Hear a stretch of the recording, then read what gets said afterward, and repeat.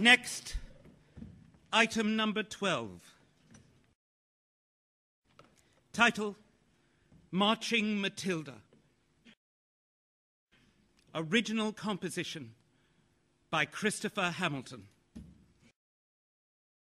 Lyric by Eric Bogle. Original interpretation by 21-year-old Jos Slovick.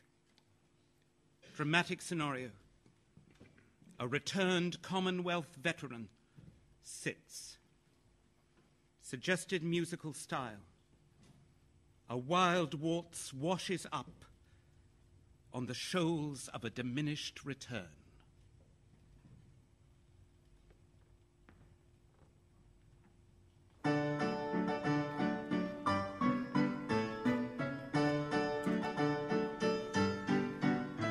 When I was a young man, I carried me pack, and I lived the free life of a rover. From the Murray's green basin to the dusty outback, there I waltzed my Matildas all over. Then in 1915, my country said, son, it's time you stop rambling, there's work to be done. So they gave me a tin hat and they gave me a gun, and the band played Waltzin' Matilda.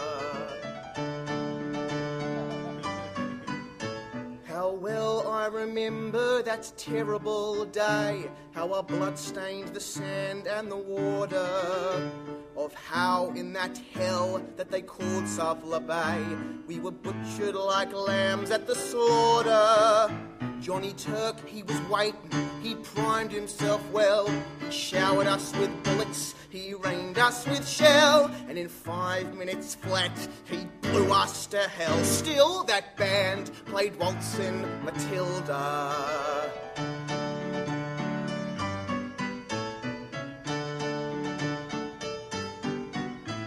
And those who are left, we tried to survive in that mad world of blood, death and fire. For 10 weary weeks I kept myself alive, though around me the corpses pile higher. Then a big Turkish shell knocks me ass overhead, and when I wake up in that hospital bed, I see what it did, and I wish I were dead. For I'll no more go waltzing Matilda.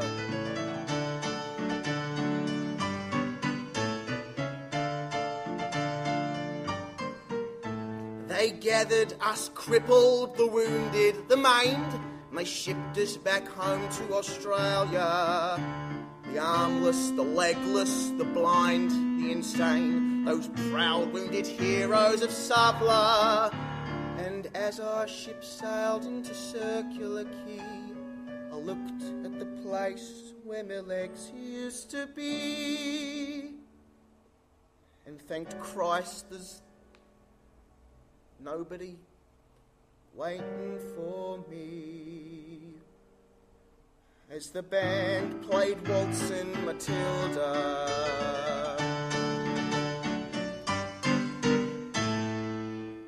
Now every April I'm wheeled on a porch as a diminishing parade passes by. The old men march slowly, all bones stiff and sore, those tired old heroes from a forgotten war. And young people ask, what are they marching for?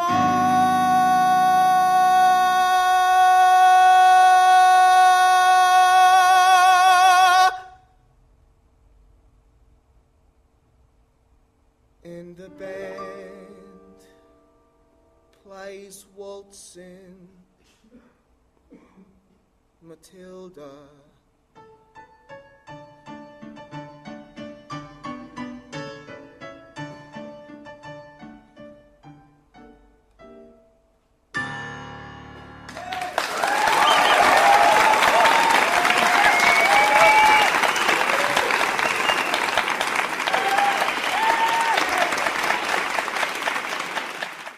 We are this evening doing this program in support of a wonderful organization called Walking with the Wounded.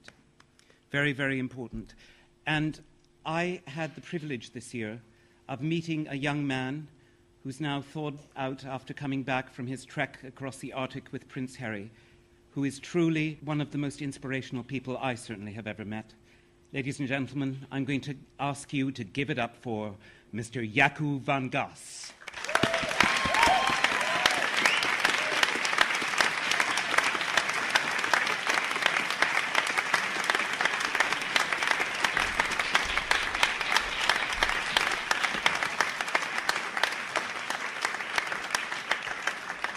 Ladies and gentlemen, I just want to thank you all for being here, and what a wonderful event this is. I'm just quickly and briefly going to tell you about Walking with the Wounded. Me, myself, I'm a soldier in the Parachute Regiment. I've been injured in...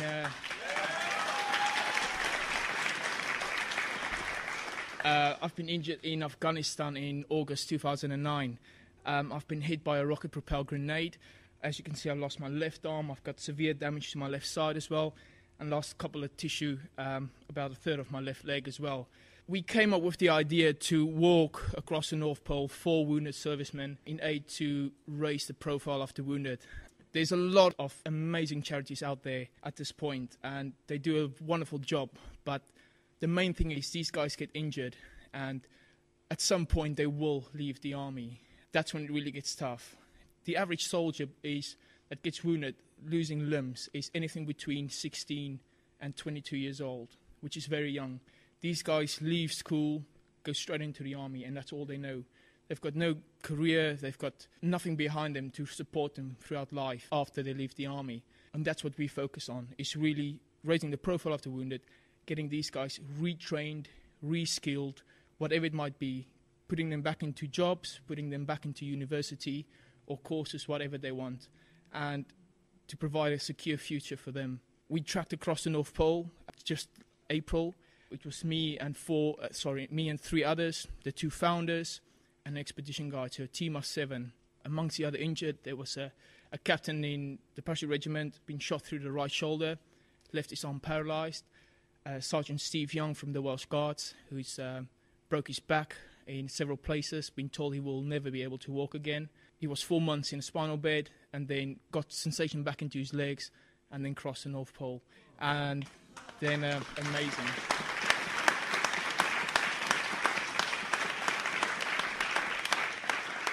And then we got Captain Guy Disney from the Light Dragoons, who lost his left leg below knee as well. Very inspiring, very interesting. Our aim was to raise £2 million to support all wounded servicemen and women within the armed forces. Our funds that we raise, or the funds we use to actually conduct these expeditions, is all through corporate sponsorship. So every single pound, every single penny that everyone raises or that comes from the public goes straight into the charity to help these guys. And it's events like these that really helps us to reach our target. You'll be pleased to know that we're not stopping there. Our next aim is Everest, to take wounded servicemen up to Everest, to the summit. We're conducting a couple of series of events now, picking a new team, and we hope to reach that. All I can ask for is your support of Walking with the Wounded, the charity, and obviously our servicemen and women that badly needs it. For every soldier that dies in Afghanistan, about 5 to 7 is severely injured, and that is what we're trying to put out there. All I can say is thank you. Thank you very much for being here tonight and supporting all these guys, and obviously for this event, supporting Walking with the Wounded. I'll leave you with that, and enjoy the rest of the show. Cheers.